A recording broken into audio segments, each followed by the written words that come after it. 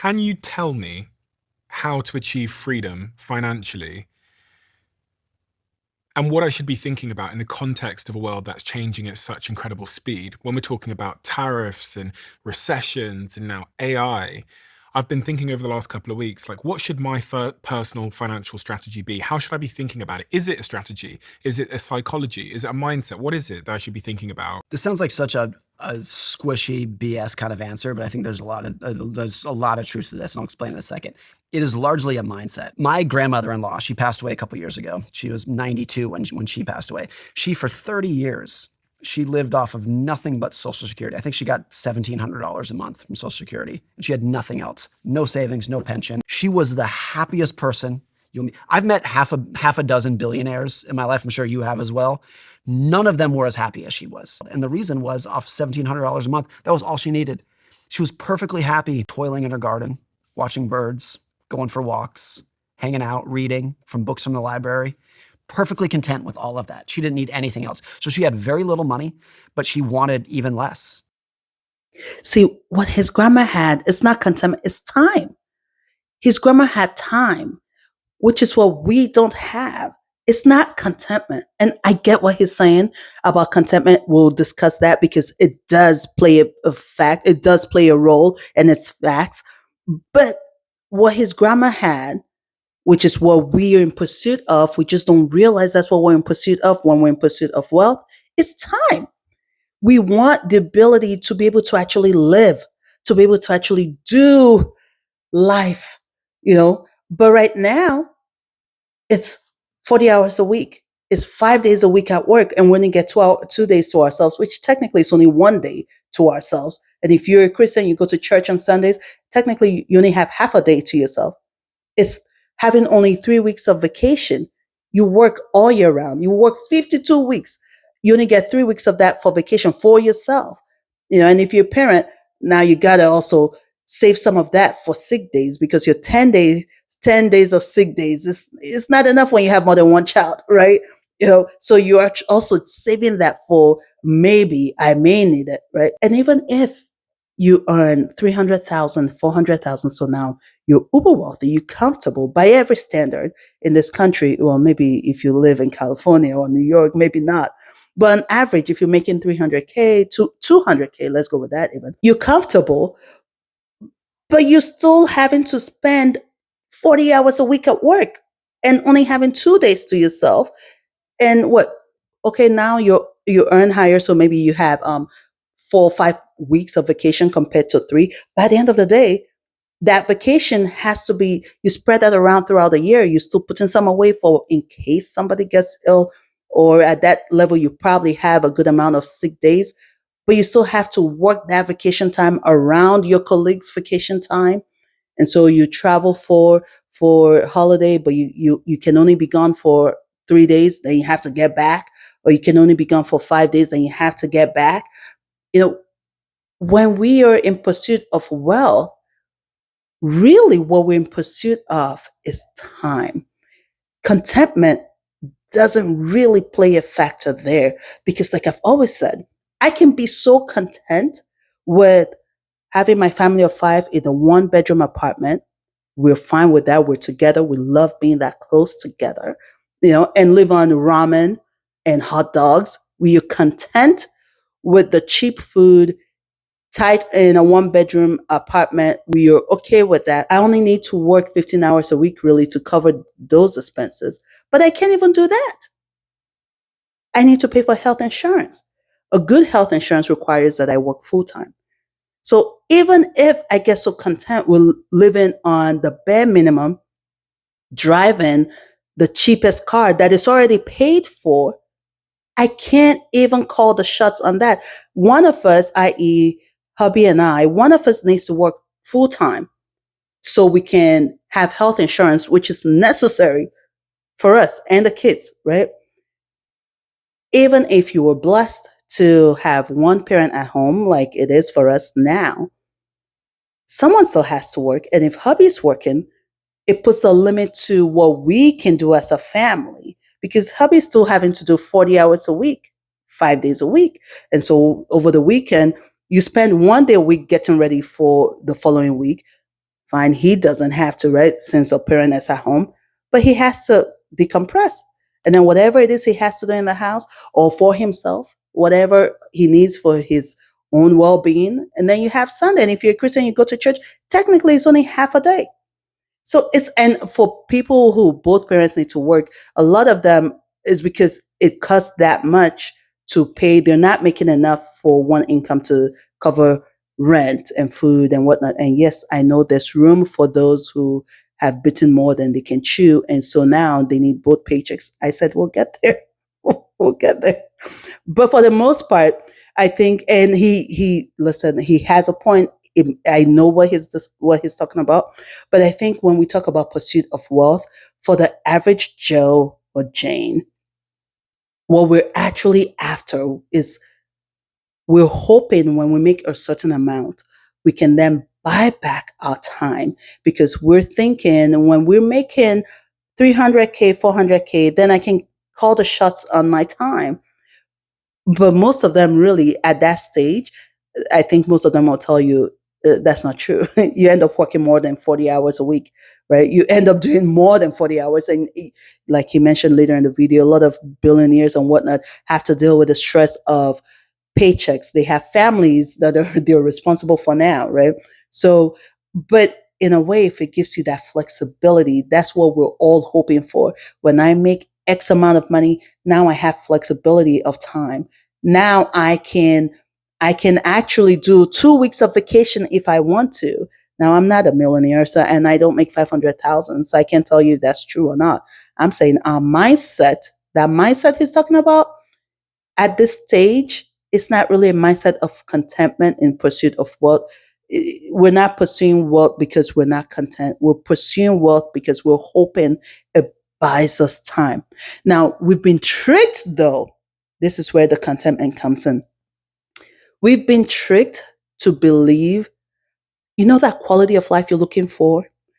When you buy the bigger house in the better neighborhood, in the expensive neighborhood or expensive zip code, when you buy that bigger car, the flashier car, when you go to that vacation at the exquisite location and place, that exclusive place where only the best of the best go, where only the wealthy go, when you buy that outfit that only a few people know its true worth, when you're able to carry this handbag that is whatnot, and you're able to show that you can afford it, then you would improve your quality of life. That's where we've been tricked. And that's where contentment comes in, right? Because we think acquiring more stuff, the more aesthetically pleasing my house can be, the many more rooms I can get, the more, what else can we throw in here? The expensive gadgets I can have in my house, then my quality of life will be better. That's the trick. Because if they were to address the main thing that improves our quality of life, which is not having us work 40 hours a week or 5 days a week, and only having one day to ourselves, and having more vacation time so we can actually live as a family, or having more support for maternal health, for when parents, let me not say maternal because we need daddies too. Parents, after they've had kids, have more time to actually raise those kids. And even as a single person, more than 2 days a week to actually live life. If they were to address that, it will cost them. And them, who is them? I don't know. You figure out who them is.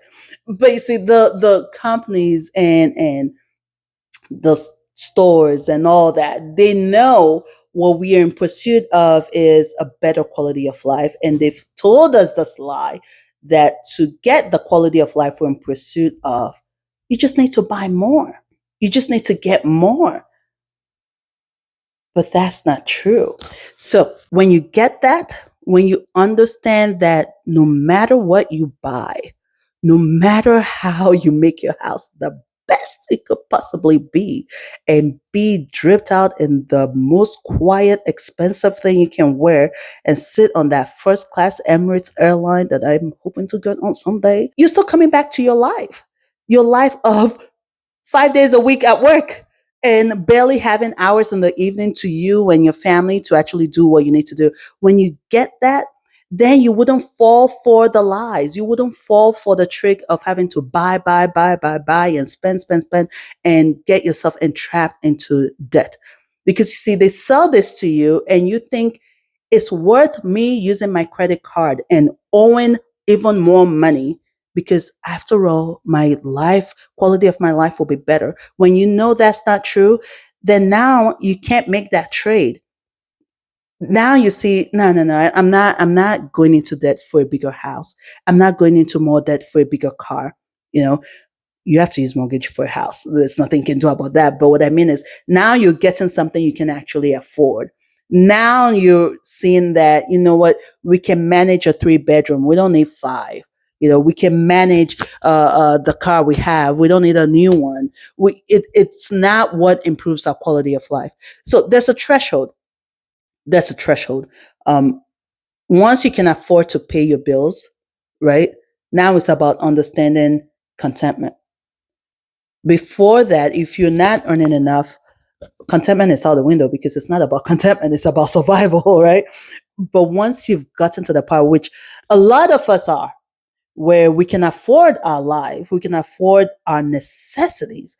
Our problem is we've given into all this extras because we butt into the lie that it improves our lives.